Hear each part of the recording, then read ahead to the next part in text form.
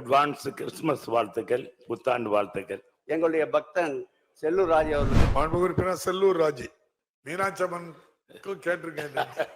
மாண்புமிகு பேரவைத் தலைவர்களே, உங்களுக்கு என்னுடைய அட்வான்ஸ் கிறிஸ்துமஸ் வாழ்த்துக்கள், புத்தாண்டு வாழ்த்துக்கள்.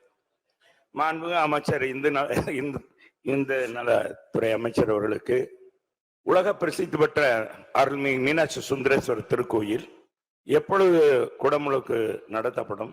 மாண்புமிகு பேரவைத் தலைவராக மாண்புமிகு அமைச்சர் அவர்கள் தெரிவித்தார். மாண்புமிகு அமைச்சர் மீனாட்சி அம்மன் திருக்கோயிலை பொறுத்தளவில் கிட்டத்தட்ட 63 பணிகள், அந்த 63 பணிகளில் 40 பணிகள் உபயதாரர்களால் மேற்கொள்ளப்பட்டு வருகின்றன. மீதம் இருக்கின்ற 23 பணிகளையும் முடித்து அடுத்த ஆண்டு டிசம்பர் மாதத்திற்குள் நிச்சயமாக குடமுழுக்கு அனைவரும் மகிழ்ச்சியுறுகின்ற வகையில் நடத்தி தரப்படும் என்பதை பேரவைத் தலைவர் வாயிலாக எங்களுடைய பக்தன் செல்லூர் ராஜ் அவர்களுக்கு தெரிவித்துக் கொள்கிறேன்.